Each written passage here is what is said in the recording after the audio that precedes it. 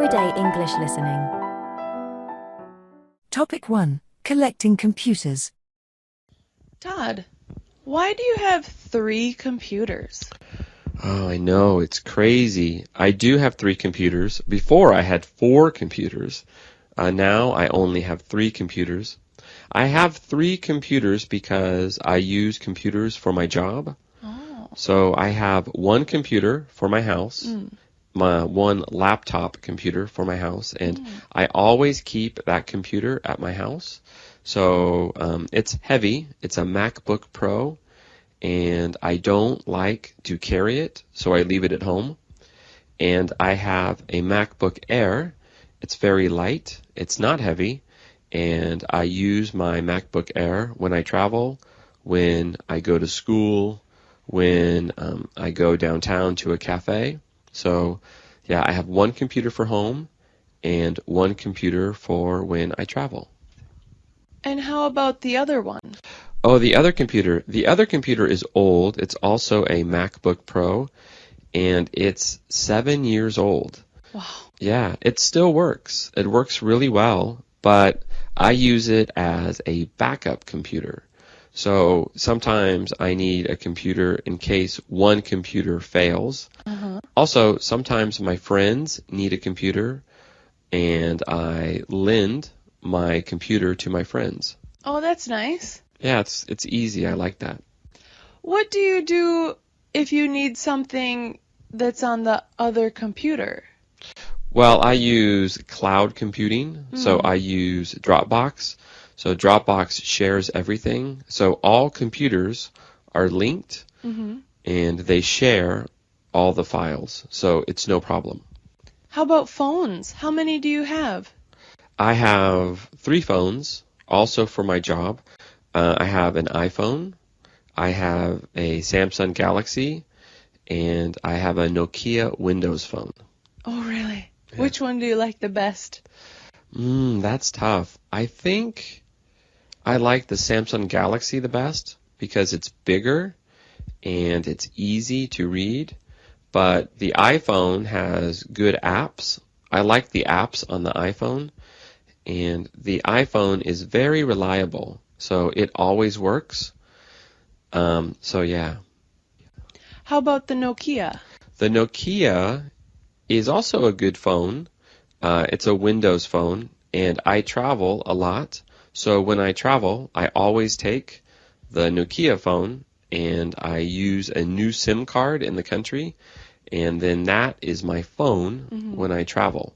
I usually leave my Galaxy phone or my iPhone at home.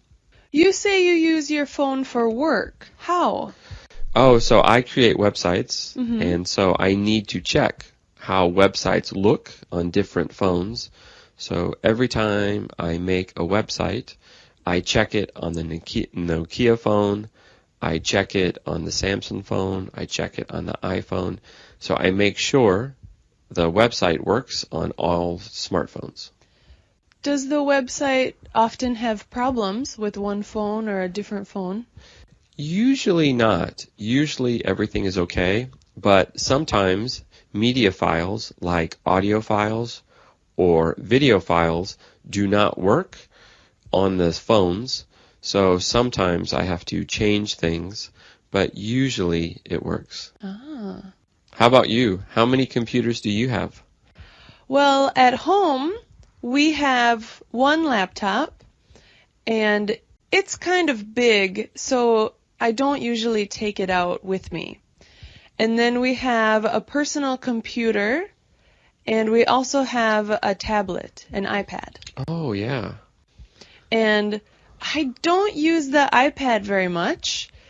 It's usually used by my daughter. She's 2, and she loves to play games on the iPad. Right. So it's an expensive toy. So your daughter likes the iPad, you like the laptop? I like the laptop, yes. And the personal computer? The personal computer is my husband's, and we also use it as the family computer when we want to watch a movie or watch a TV show, something like that. Oh, wow. Sounds good. And phones? Phones. Well, I have my own phone. I have a Sony phone. It's an Xperia. And I like it. It's big, so sometimes my fingers can't reach all the buttons, but I can watch videos on it. I like that. And when I leave the country, I can't use it in other countries, but I can use the Wi-Fi, so that's convenient. Yeah, that is convenient. Okay, thanks a lot, Sarah. Thank you.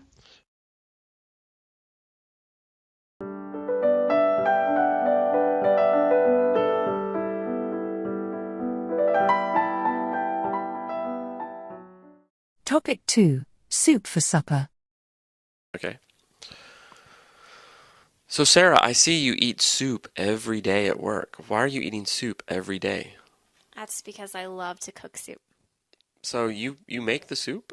Yes, it's very easy to make. So you cook it and then you just bring it to work every day? Yeah, I just make a lot on Monday, and then I bring it to work every day of the week. Oh, nice. So how do you make the soup? What's your secret? Well, I like to cook very easy, so I buy meat that's already cut up, usually chicken, and then some rice, usually brown rice, and then I buy some vegetables. So after I bought the ingredients, I chop them up, and I put them all together in water until it boils and add some seasoning. Okay. So you say the water boils. So as soon as the water boils, that's when you put in all the ingredients? Yes, that's right. So you don't put in the ingredients before the water boils? No, I guess it's just easier for the water to be hot, because then the vegetables and the meat cook a little faster. So how do you give the soup flavoring? I usually add salt and pepper, maybe some garlic, and depending on the type of soup, either maybe some soy sauce or lemon juice. Okay. Do you put in the flavoring after you put in the ingredients or before you put in the ingredients? Maybe after, but usually right about all at the same time. Okay. So I just put everything in at one time. And then after you cook the soup, do you put the soup in the refrigerator? Do you let it sit outside? I usually eat some right then. And I also put it in containers for the week. But I let it sit in the containers out on the counter for a while for it to cool before I put it in the refrigerator. All right. And so you don't put it in the refrigerator until it is cool? Until it's about room temperature. Okay. Yeah. Nice. And then how do you heat it up? Do you heat it up in a pot or do you heat it up in the microwave? In the microwave. It's the easiest. Yeah, nice. So you make enough for 5 meals? Maybe, sometimes. If I think I will get tired of eating it during the week, then maybe I'll just make enough for 3 or 4 meals. But if it's some kind that I think is really delicious and I know I'll want to eat it every day, then I'll make a lot. Well, if that happens, when you make the soup, you can make it for 6 or 7 and give me a bowl. Okay, I'll do that next time. Oh, great. Thanks.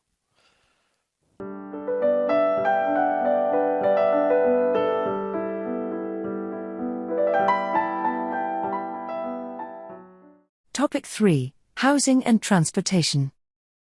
I definitely would rather rent my own home because right now I can't imagine myself settling down and being in a permanent place for a long time. I haven't lived in one place for more than 3 years in the last 10 years, so it's really hard for me to imagine actually owning my house and staying there for the rest of my life. I think it's better to own a home. I know that it's always a big investment. You know, you have to pay a lot of money up front, but I think it's important to think of it as like a long-term benefit that's going to provide you with some kind of security when you choose to sell, or when you retire, you're going to have somewhere to live. I prefer to own a home, even though at the moment I rent an apartment. I would very much like to own a home so I can have my own garden and grow plants that I like. I believe that owning a house, owning a home is always better because land price is something stable and most probably it will become more expensive. So getting a loan and try to own a house is much better than paying money for the rents, which goes nowhere. I would say it's better to own if you possibly can, because otherwise you're just throwing money away if you're renting. But I also think it's important not to tie up all your money in a home. You should enjoy yourself in other ways, not become house poor, as they say. At this stage in life, I think I would rather rent a home because I wouldn't want to be tied to being in one place for a long period of time. Later in life, I could imagine, though, that I would like to own a property somewhere.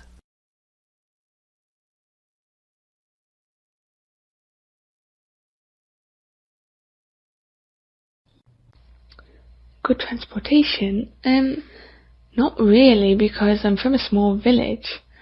But then if you actually go into the town itself, then things aren't too bad. There's quite a good bus system, and you can get there easily on the train. We don't have a tram or anything like that, but we don't need one. It's not very big anyway, so we have enough transportation for all of our needs.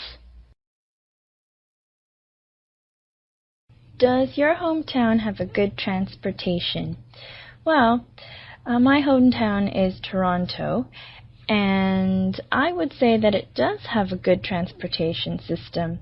The highway system is quite extensive, and there are buses and subway systems and long-distance trains throughout. It may not be as convenient as some other countries, like England or Japan, but I think that Toronto does have the best transportation system in Canada. I'm from Seoul, Korea, and yes, we have a good transportation in Seoul because we have a lot of buses and we have a very convenient subway, which almost goes around places around Seoul area and outside of Seoul. So basically you can reach any place by riding the subway, and buses, even though there's a big traffic, still I think it's very comfortable. There's actually not very good transportation in my hometown because it's quite rural. You definitely need your own car to get around. I have a car in my hometown to get me around because actually it's on top of a mountain, so there's no trains, and there's only an occasional bus, which is very expensive to use. The transport in my hometown isn't too bad. I live quite near to the capital, so there's a train that runs in and out from there. There are buses as well that run into Dublin City, but sometimes they can be late or delayed. Yeah, San Francisco has a pretty good transportation system. The best thing about it, it's really cheap. You can go anywhere in the city for $1 because once you buy a ticket for $1, you get 3 transfers. So you can transfer from a bus to another bus or a bus to the subway, so it's really efficient. Also, we have the cable cars, and they're pretty cool.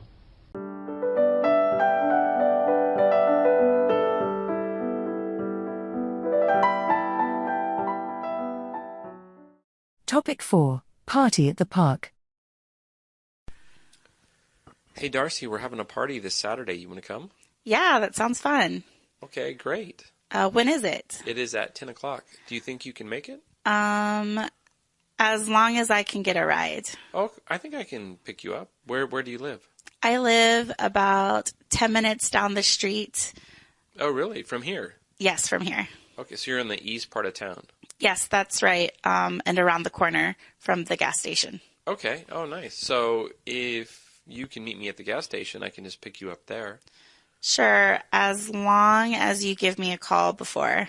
I'll forget. Okay, don't worry, I'll do that. So the party is starting at 10, so I'll pick you up around 9:45. Is that okay? Yeah, that sounds great. Can I bring something? Yeah, you can bring whatever you want. You don't have to bring anything, but if you want to bring your own dish or your own food, that's fine. But there will be some food provided. It's kind of your choice. I can bring brownies unless someone has special dietary needs. No, I'm sure everybody's going to love to eat brownies, so please definitely bring the brownies. All right. What about curry? I love cooking curry. If you want to make curry, you can make curry. That would be awesome. Okay. How about spicy Thai curry? I think you can make spicy Thai curry. I think everybody would like that. Okay. Sounds great. Now, do you play sports? If no one is throwing a ball at my face, yes. Okay.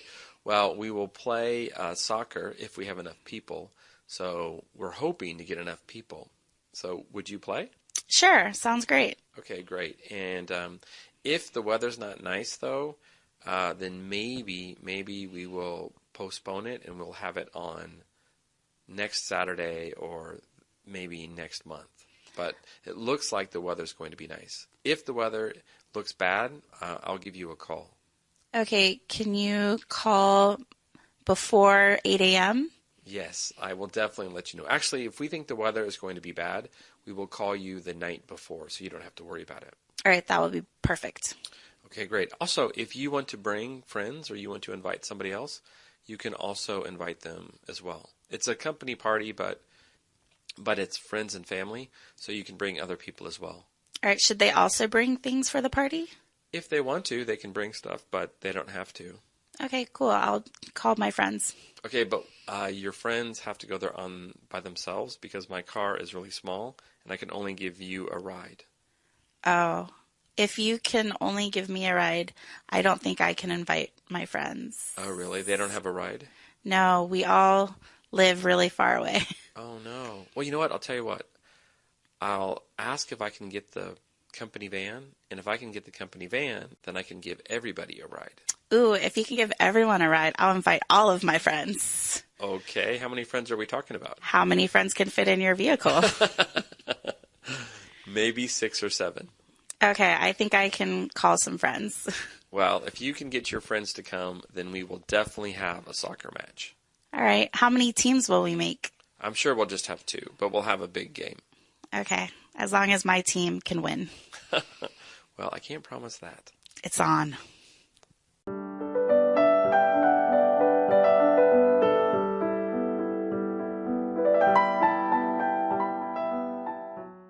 Topic 5. If I had $1 million. If I had $1 million, what would I do? Well, first, I would take a portion of that money and put it into savings. That way, I would not be able to spend that money later. Secondly, I would probably take some money and go traveling around the world. I would do everything that I've always wanted to do on my to-do list in life. And lastly, I would give money to charities and churches, and the rest would be given to my family and friends. And everybody I love would be given an amazing present. I would buy an expensive house on a tropical island somewhere, and a yacht, and I would buy a very, very nice car and a private jet. Well, I don't know if $1 million would buy all this stuff now. But I would just spend my days enjoying life. If I won $1 million, I personally would probably quit work and apply to a better university. So then you need money to get into college in the States, so that would really help me out. I think I'd definitely buy a new house, maybe not a huge mansion, but I wouldn't be renting anymore, that's for sure. If I won $1 million, what would I do? Now, I don't have the need to have any really special large possessions such as a house or expensive car. I think that I would put the $1 million somewhere safe where there's no risk of anything like the stock market, and I would live off of the interest for the rest of my life, even in a very safe circumstance, the return would probably be 3 or 4%, being $30 or $40,000 a year, and I think that I could comfortably live off of that and allow me to travel and see the places in the world that I haven't been to yet. Wow, this question is really great. What would I do with $1 million? Wow, I would probably invest all this money, but invest in my own businesses. These days I just think about making business, starting business, so I just want to work for myself. So I would probably invest my money creating businesses and working for myself. It would be something really like that. Okay, $1 million. If I won $1 million, I would go around the world. I haven't been to Africa, and I'd really like to go. Secondly, I'd buy a really big house with a really big television. Then after, if I had any money left, I would invest. Maybe give some to my parents.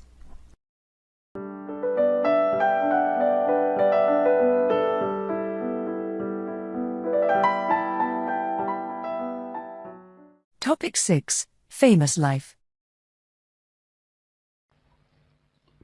Would I like to be a politician, athlete, a movie star, or a musician? Oh, that's an easy one. I'd definitely like to be a musician. I'd hate to be a politician, and I'd hate to be a movie star. And there's not much difference almost between a politician and a movie star because they're both great actors. Politicians just act, I think. They're not too honest. And a pro athlete would be fun, but you can only do it when you're young. A musician, you can do it until you're old and grey and you can keep wailing on your guitar or your saxophone, and I'd like to be a musician. I would like to be a movie star, and that's because I like acting, and I think it would be interesting if I can act for a scene like crying. I can drop tears very easily and laugh and give a big smile to the audience. And if there's like a eating scene, I think I can eat very well. What would I rather be? A movie star, a politician, a pro athlete, or a musician? I'd have to say I'd want to be a movie star. Because I love movies, and I'd like to be in them.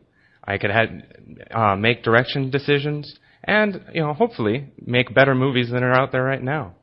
I wouldn't really want to be a politician, because I don't really want to have my life raked over the coals. But a movie star would be okay.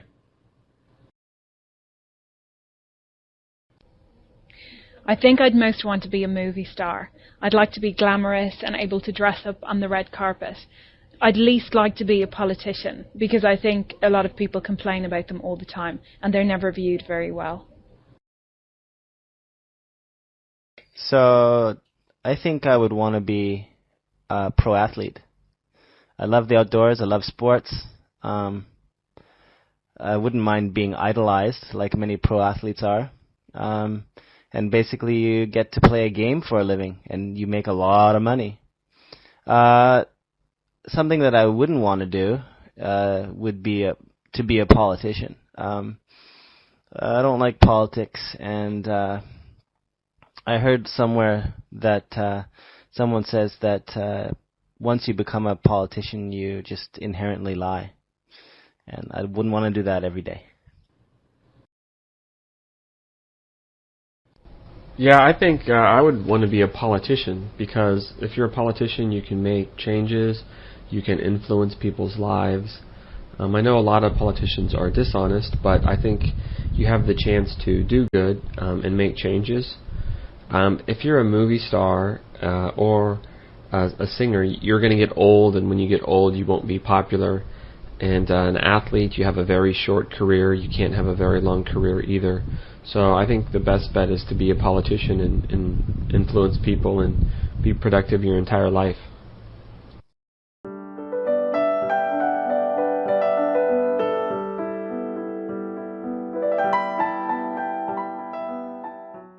Topic 7. Common English phrases. So, Darcy, we are going to talk about some common phrases in English. And all of these phrases actually use what's called the noun clause, which is kind of a tricky grammatical structure. But we just want to discuss about the meaning of the phrase. And do you think it's true or not true?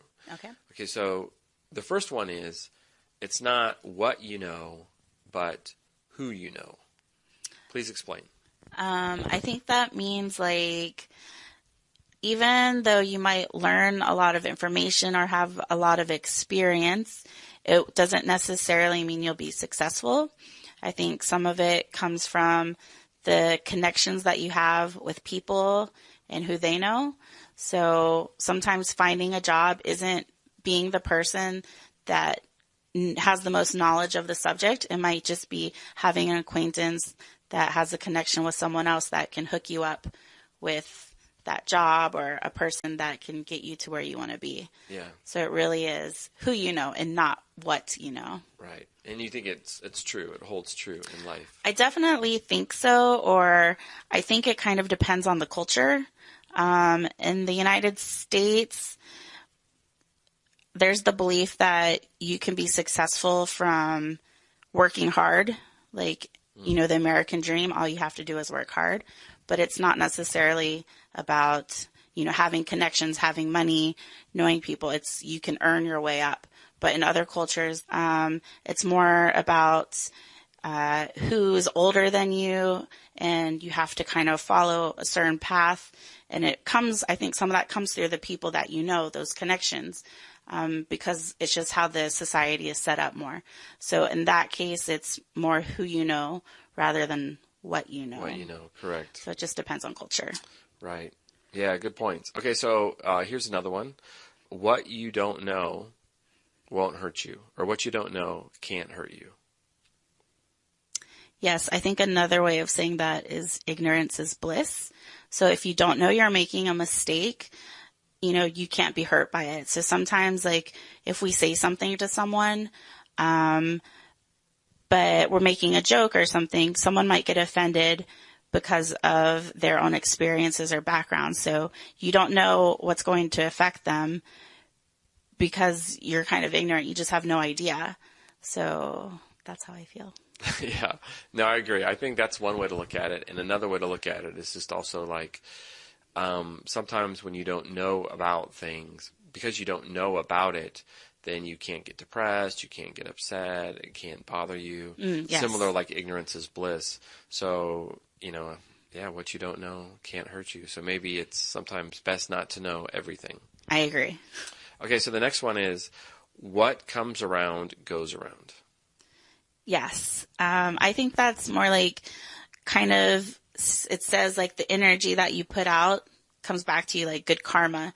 So if you help someone or you treat someone well, then that can come back to you, where, you know, maybe you help someone and later on someone tries to give that back to you and helps you.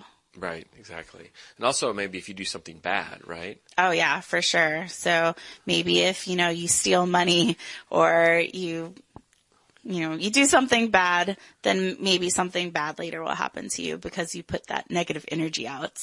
Right, it's going to come back and get you. Actually, I love that one, what comes around goes around. Like if you do something bad to somebody, there's a really good chance that they're going to come back and do something bad to you, or something bad is going to happen to you. So you should always be nice and good, I agree. or else the badness is going to come back around.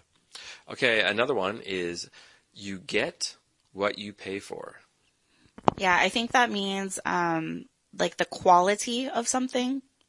So if I spend more money, then I can get a better quality item, something that will last longer. But if you don't pay a lot of money, maybe something will break down really quickly.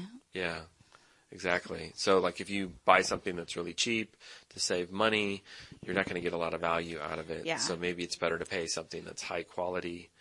Yeah. Yeah, even though it costs more in the beginning, like if you only buy something cheap, and you might have to replace it many, many times. So eventually you end up paying more than you would have if you invested more to begin with. Yeah, so true. Okay, so the next two are not really deep ones. They're more just kind of like phrases that we say for situations. Mm-hmm. One of them is, what you do is up to you. What does that mean? I just think that means you have the power to make your own decisions. No one can tell you what to do. Either, you decide to do it or you don't. Right. So the responsibility is on you, and no one can force you to do something that you don't want to do. Right. So you don't have to worry about outside influence or to get permission or anything like that. Exactly. You have total freedom. Okay, and then the last one, this one's sometimes hard to explain to students. It is what it is. We use this a lot in conversation. Somebody will go like, yeah, it is what it is. How would you explain that? I just think it kind of means that's just the rule. That's just how things are. So you can't really question. You can't really change things. You just have to accept it. Like, this is what it is, and there's nothing you can do to change it. Right. And I love how you actually used another noun clause to explain it. Like, that is how it is, or that's how things are, excuse me. Mm-hmm. So that's how things are. It is what it is used when you really can't explain something. That's what it is. So it's undefinable almost. Everybody knows what you're talking about, but it's very hard to define. Actually. Exactly. Yeah. Okay, another one is be careful of what you ask for. Please explain. Be careful of what you ask for. I think there's a second part to that. Be careful what you ask for, because it may come true. Yes. So it's if you have expectations and you get them, like maybe you wish for a new job and you get the new job and you're really excited, but then, you might get what you asked for, but it might not be what you expected. So, I get paid more money, yay, but then it turns out you're really stressed out. You have a lot of extra work to do. You're not happy. You were happier in your former situation. So even though we get what we think we want, can be a bad thing because it might be worse than we, expected. Yeah, so true. Anyway, thanks for sharing. Those were good explanations. Thanks. You're a good teacher. I try.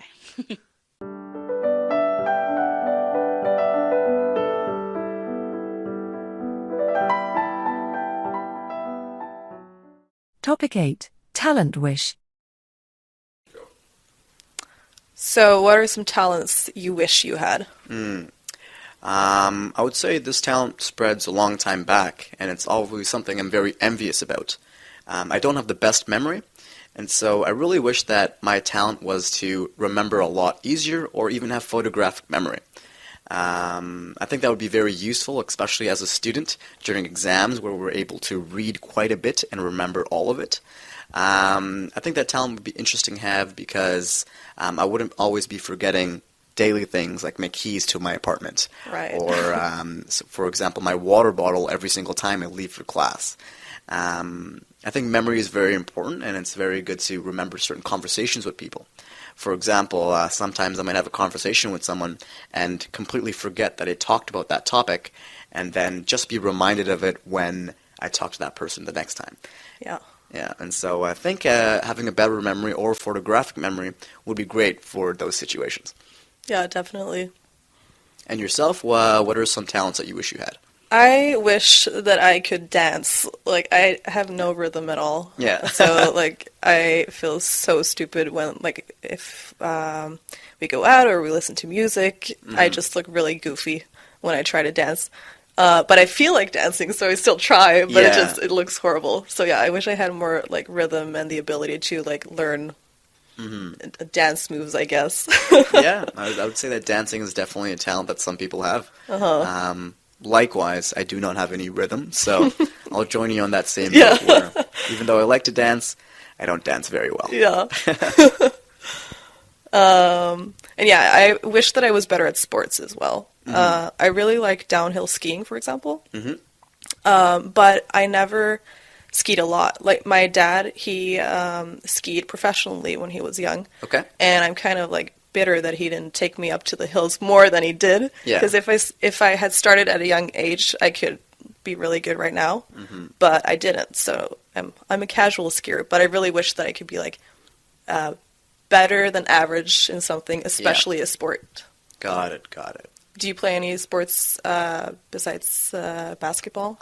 So basketball is my main sport. I used to play a little bit of volleyball when I was in high school, and so I played the position of setter. And so that was very fun. It took a lot of accuracy. I think if I had to be a little bit more talented, it would be at jumping. Because if I was able to jump a lot more, I would be able to fake my sets and just hit the ball down on the opponent's side. And so that would be a cool talent to have if I was able to jump maybe 5 to 10 more inches higher than I usually did. I still remember that my vertical was 26 inches when I was in grade 9 or grade 10. And so maybe if I added a couple more inches onto that, I would have been able to perform in more creative ways. Yeah. Yeah. So can you dunk a basketball? That depends on how high the rim is. If it's 5 feet or 6 feet, definitely, but on a standard regulation net, which is probably 9 or 9.5 feet, I cannot. Okay. But maybe if I had the talent of jumping extremely high, I would be able to dunk a basketball, but no. Can you dribble with your left hand? Of course. I can dribble with my left hand, I can dribble with my right hand, I can dribble between my legs. I've done a lot of different types of basketball drills when I was on the high school team.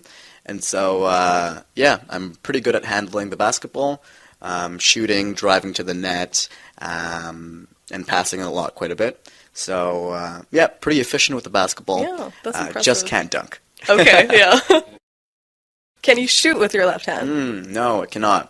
I can't shoot with my left hand. I could do a layup with my left hand, but I can't shoot the ball naturally like a free throw or a three-point shot with my left hand. Okay. What exactly is a layup? A layup is when you drive towards the net, you're allowed to take 2 steps while holding the basketball. And so that's usually how people, when they're very close to the net, they do a layup, or they're also able to convert a layup into a dunk. So they're able to take 2 steps and dunk towards the basketball net. Okay. And so, yeah, that's a little bit of basketball knowledge for Yeah, you. got it.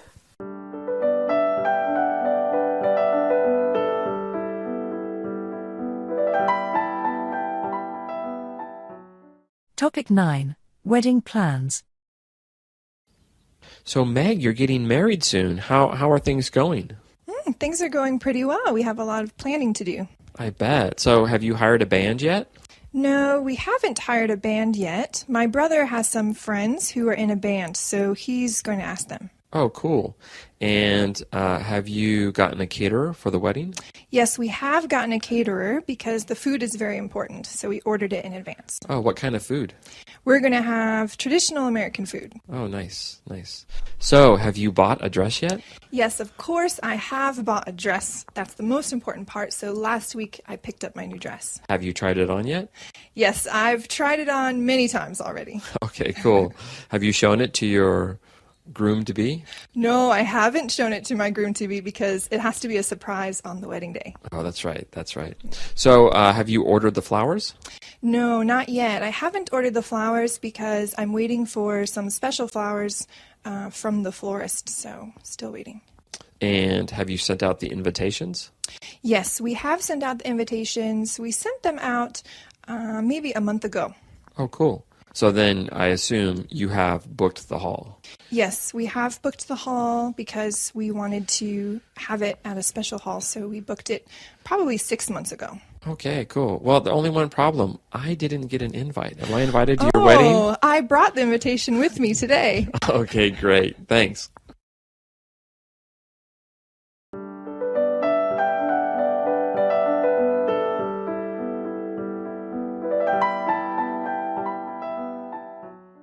Topic 10. Do-over. So Adam, today we're talking about do-overs. So what is something that you wish you would have done over? For example, maybe something in your university life? Yeah, there are a few things. I might change my major. I studied education, and while I enjoy what I'm doing right now, my free time, I really like watching movies about science and astronomy.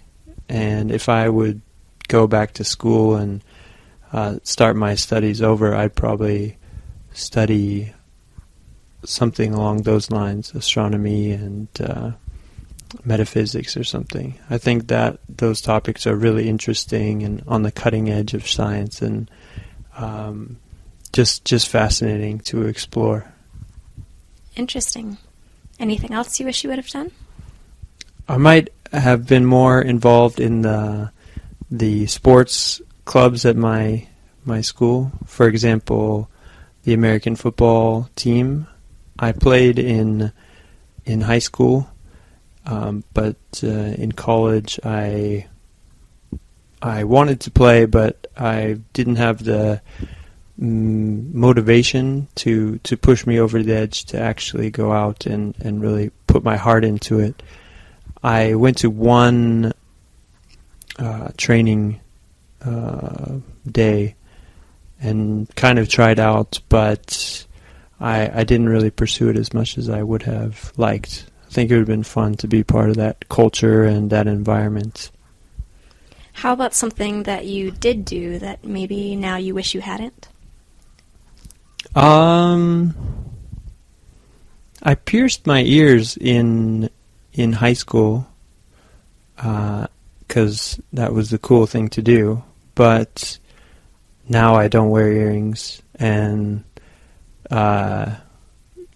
looking back on it, kind of just a silly thing to do, that trying to follow the trends that trends usually pass. So that would be something that I wouldn't do again. Anything else you would have changed? I might have made different decisions about my girlfriends at the time. I had a really good girlfriend in the beginning of college, and things didn't work out because of a variety of reasons. But I think if we would have worked on it, we could have made it happen. And so that's something I think about sometimes, about life in college. It's always, college love is kind of crazy thing. So we're too much like kids, I guess, I think, at that age. Okay, thanks, Adam.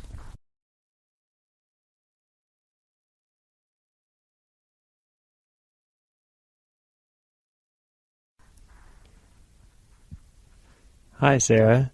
Hi. Today we're talking about do-overs. So if you had a time machine and you could go back to your college years, is there anything that you might change or do differently? I really wish that I would have had a chance to study abroad. I chose the wrong major initially. I was a nursing major for 2 years and worked really hard at a major I was really bad at. And then after 2 years, I switched schools and switched majors. And because of that, I had so many credits to take that I couldn't study abroad or do really any extra classes that were fun. That must have been challenging. Where would you have liked to study abroad? Really anywhere. I've always loved to travel, so I would have been open to going anywhere. So you said you studied nursing. What would you have studied otherwise? Well, I first went into nursing because everyone, since I was really little, told me that I would be a good nurse. So I thought it was my calling in life. And then, after taking lots and lots of science classes, which I'm really bad at, I decided to switch majors to education. And then I ended up liking that major, so I'm really happy that I switched. Is there any other major that you would find interesting that you might study if you went back, or you're satisfied with education? I'm glad I did education because I really like that work-wise, but if I had to go with things that I'm interested in, I probably would have been some sort of art major. Both my siblings are artists, so it kind of runs in the family a little bit. What kind of art do you like? Mainly dance. But I also was really into music growing up, so musical instruments and singing. So do you have any friends that were interested in art or dance that you had in those times? Not really, no, actually. Do you wish that you if you were in a group of people that liked the similar similar things that you might have pursued different interests? Definitely. I wish I would have done more with dance. I was a ballerina for 12 years, and I gave up on that when I was 14 because I got to the level where I either had to train professionally to do that for a job or stay in a class where the younger girls would keep moving up. And so at that time I quit. And although I don't wish I was still doing ballet, I wish I would have continued some kind of dance. So, Sarah, any funny haircuts or anything like that? Actually, yes. 1 week before I moved away to college, I cut my hair boy short. And then after that, like during my first semester, I dyed it all different shades of red. And my hair's actually been pretty much every length and every natural-ish color. Wow. How did your friends and family respond to your red hair? My mom didn't like it so much. She thought I was going to dye it like a natural red color, but it was more of a fuchsia red color. So she didn't like it very much. But my friends and like my siblings understood because I've always been very different and didn't really care what other people thought about how I looked. How long did you like it? For a while, until I wanted change. I love change, so I'd always switch it to something else. Wow, that's great. Thanks, Sarah.